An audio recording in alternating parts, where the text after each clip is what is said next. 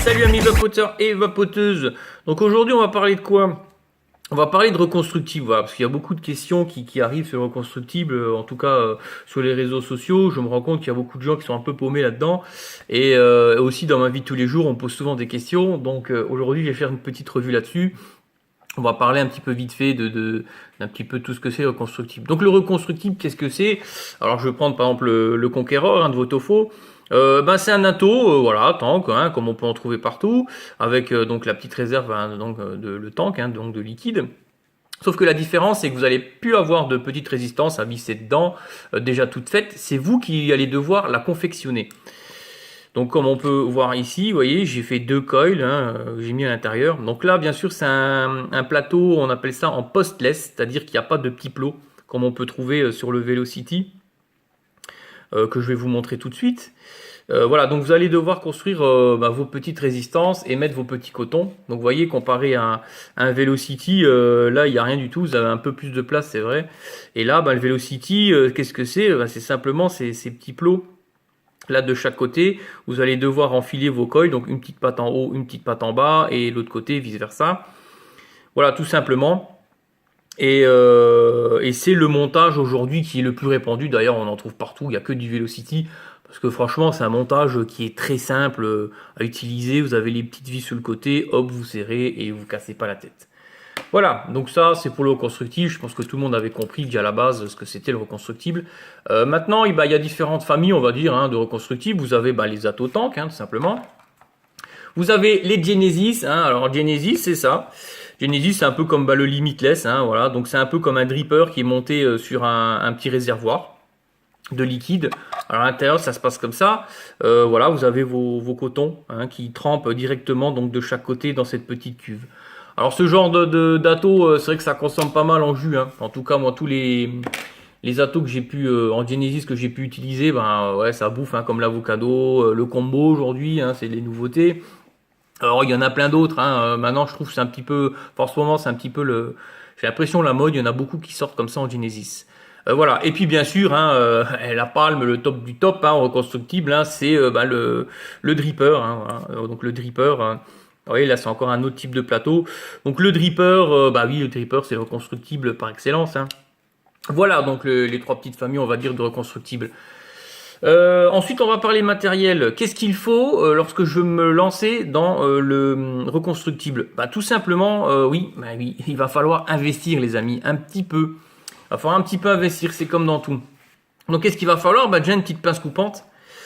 Vous voyez, qui est légèrement, qui est en angle, comme ça. Alors, pourquoi en angle? Parce que quand vous allez vous retrouver, par exemple, sur un Velocity, comme ça, vous allez vous mettre là, et vous êtes bien, vous voyez, dans l'angle, et bim, bim, vous coupez, il n'y a pas de souci. Donc cette petite pince là, moi je dis elle est pas mal.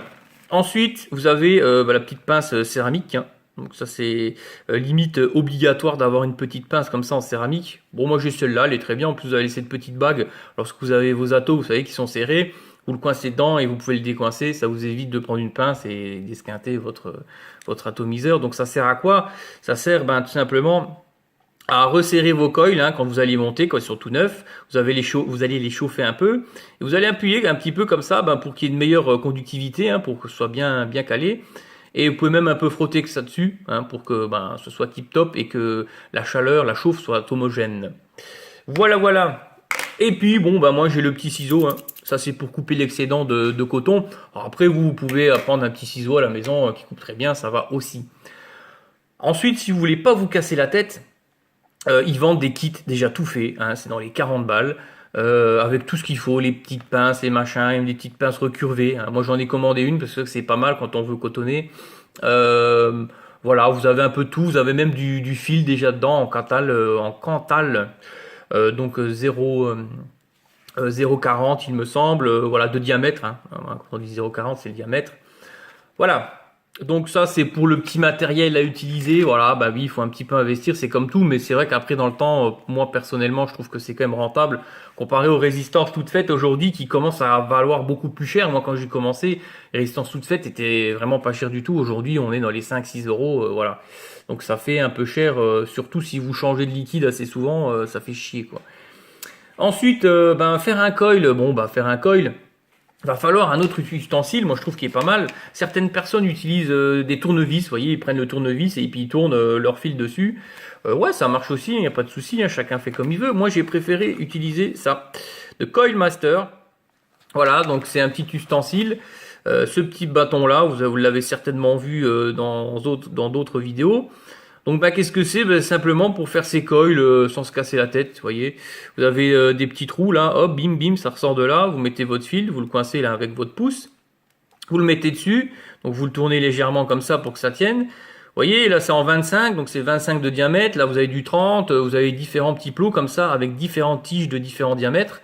Et puis tout simplement, vous allez tourner, bim bim bim bim bim, et puis monter, le mettre sur autant de tours que vous voulez pour arriver au home qui vous intéresse. Donc bien sûr, dans ce petit pack, on en a d'autres. Hein, vous voyez, c'est un pan balai, là du 40-35 avec les petites tiges là. Je sais pas si on voit voilà, les petites tiges là qui vont bien avec. Enfin, il est assez fourni, donc ça, je trouve que c'est vraiment un petit ustensile où on se casse pas la tête hein, pour faire nos coils et ça va très très bien.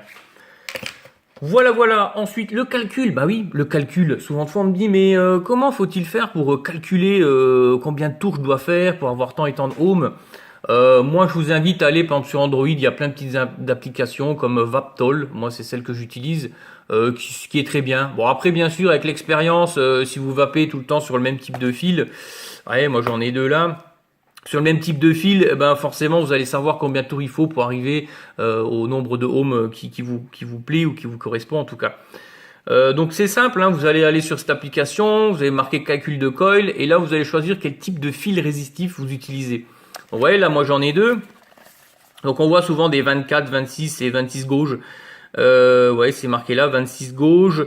Donc moi là sur celui-là, bon on voit pas trop si là c'est du 26 gauges et là du 24 gauges.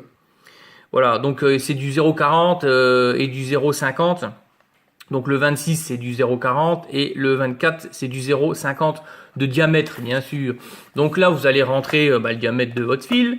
Donc en général hein, c'est déjà pré-sélectionné dedans. Donc vous mettez c'est du 24 ou du 26 ou du 30 ou du 32, 50 000, j'en sais rien. Vous mettez ce que vous voulez. Si c'est du Cantal, vous mettez fil normal. Et puis ensuite, vous mettez combien de ohms vous voulez mettre et calcul et ça vous donnera combien de tours il faut. Alors faites attention parce que suivant les fils résistifs que vous allez utiliser, ça va pas être pareil. Il va falloir faire plus de tours, au moins de tours. Parce que vous avez des gros fils comme par exemple le Cantal, le Cantal, le Clapton, ça va pas être pareil que du Cantal. Je m'appelle pas Chantal, mais j'utilise du Cantal. Voilà. Alors, par exemple, là, j'ai du Demon Killer, hein, moi j'aime bien tourner avec, donc là c'est du quad wire, donc c'est 4 tours, c'est du twisted de 4 tours.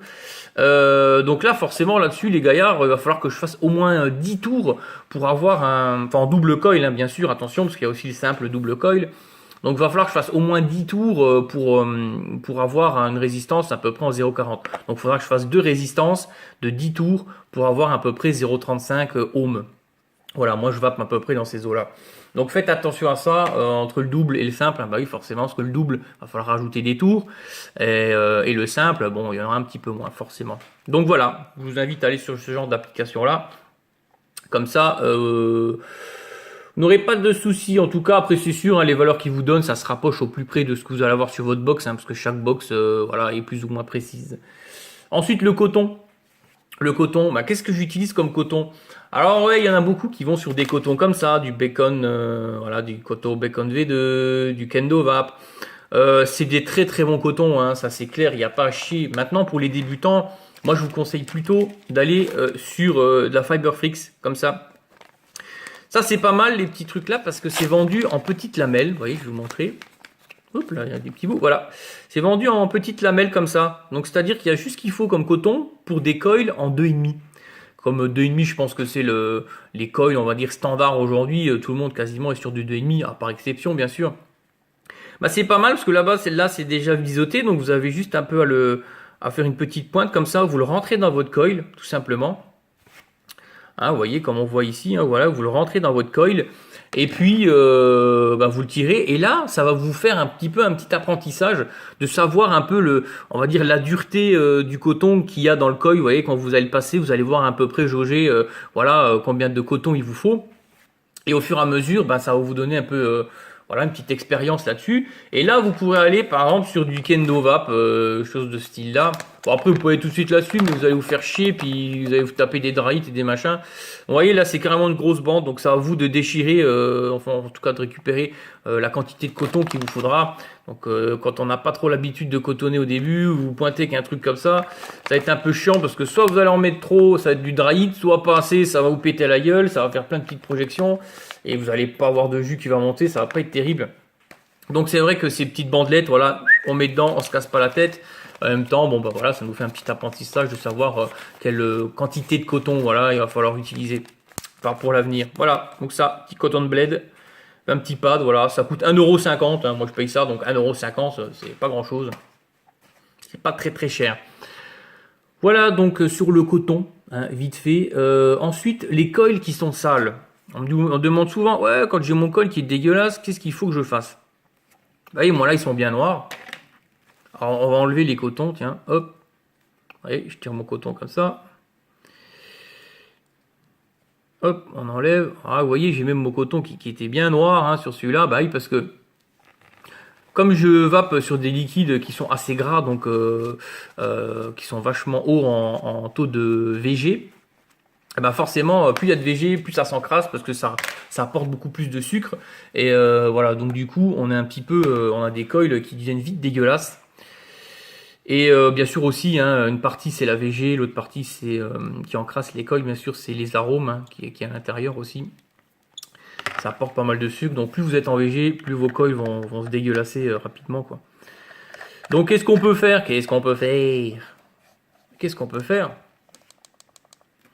Voilà, et on peut le chauffer. Ouais, là, vous voyez, je vais vous montrer, je vais chauffer un petit peu. Oui, Iwato. Je suis à 0,32. Ça pétarade un peu, hein. Voilà. Et hop, je les chauffe. Je vais les chauffer. Ça va un peu les décrasser. Ouh. Et voilà, vous voyez, je sais pas si on peut voir, on voit bien, mais les coils, ils sont beaucoup moins noirs, ouais, par rapport à tout à l'heure, ils étaient tout noirs, là ils le sont moins. Alors perso, moi je le fais une fois, allez deux fois maximum, et ensuite je change mes coils. Après ça reste toujours le fil résistif, hein, il fonctionne très bien, il n'y a pas de souci, hein, vous voyez. Si après j'appuie, ça va fonctionner très très bien. Il n'y a aucun stress. Bon alors tu me fais un petit... Voilà, il n'y a aucun stress, hein, ça va fonctionner très très bien, hein. Voilà. Donc c'est ça, voilà, pour le nettoyer, on peut faire ça, puis ensuite vous reclaquez votre coton, et puis on est pas mal, hein, vous voyez, les coils, hein, sont devenus voilà, presque comme neufs. Donc ça c'est une petite technique, hein, voilà. On appelle ça du dry burn, je crois, un truc comme ça. Voilà donc pour le nettoyage du coton. Ensuite, les changer, quand est-ce que vous allez changer vos coils? Je vous dirais, c'est un peu l'appréciation. Vous voyez, moi là, je les ai un peu chauffés, ils sont devenus propres. Donc, pour moi, perso, ça va, quoi, hein, je peux encore vaper un moment dessus. Moi, je dirais un mois, les 3 semaines, un mois. Il y a certaines personnes qui vont même un peu plus loin, hein, parce que ça se nettoie bien. Ça dépend après quel type de jus vous utilisez. Donc voilà pour le changement donc des coils. Ensuite, voilà, c'est surtout dû au liquide gras. Voilà, donc je pense que j'ai fait un peu le tour sur le reconstructible. Donc l'outillage, le coilage, comment calculer. Après, je vous dirai, il y a quelques points positifs et négatifs en ce qui me concerne. Pourquoi moi j'ai été vers le reconstructible? Déjà parce que ça revient moins cher, hein. Vous avez une bobine de fil, il y a quasiment 10 mètres, entre 5 et 10 mètres. Donc vous en faites des coils, ça c'est clair.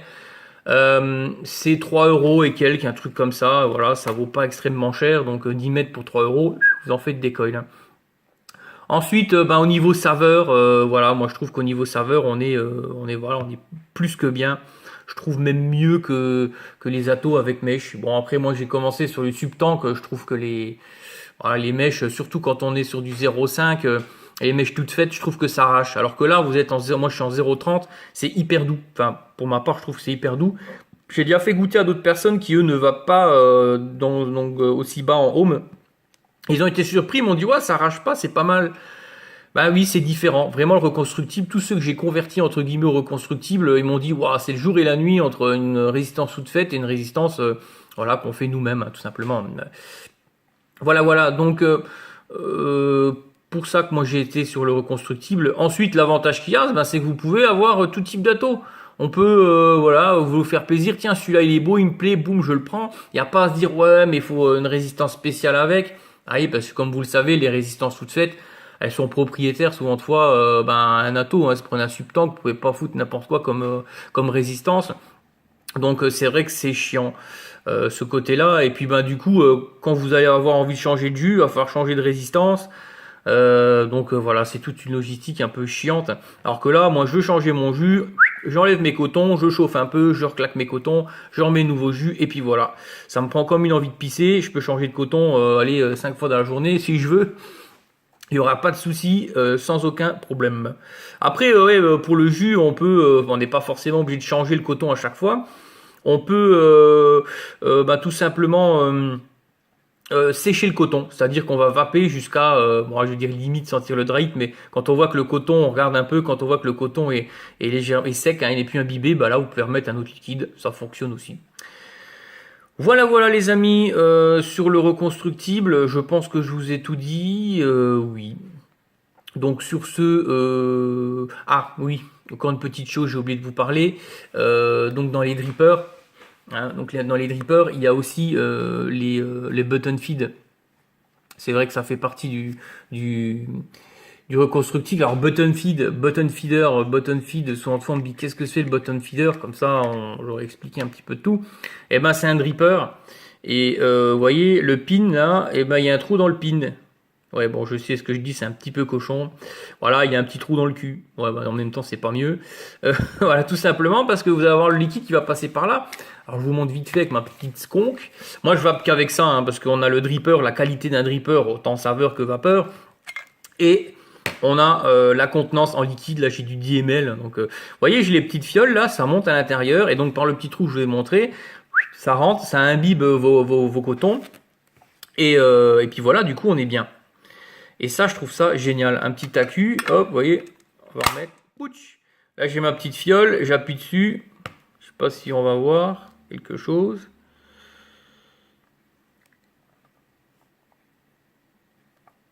Non. Voilà, on entend le à chaque fois. Bon, bref. Et ça monte, voilà, vous appuyez là-dessus, le liquide monte, c'est un bib. Et voilà. Et ça, moi, je kiffe ça, les amis. Je kiffe à mort. Tout simplement, comme je vous le disais, on a la qualité d'un dripper, autant saveur que vapeur, et donc le réservoir, là, même un gros réservoir, là c'est du 10 ml qu'on peut retrouver sur un tank. Donc ça c'est pas mal. Voilà, je vous juste pour vous parler de ça vite fait, parce que souvent de fois les gens me disent c'est quoi du BF, voilà, c'est ça, button feeder. Et j'ai l'impression que ça commence à revenir un peu la mode. Il y a beaucoup de pins comme sur le Petri, le Goon qui commencent à arriver, donc troués pour le button feeder. Voilà, c'est tout les amis. J'espère que cette vidéo vous aura plu. Si vous avez aimé, vous pouvez mettre un petit pouce, un petit like. Si vous avez surkiffé, vous pouvez partager. On sait jamais, hein, au cas où il y en a qui surkiffent. Sur ce, je vous souhaite une excellente journée. Et si vous n'êtes pas encore abonné, abonnez-vous. Il y a plein de petites choses sympas encore qui vont arriver. Sur ce, je vous souhaite une excellente journée et je vous souhaite une très bonne vape à tous.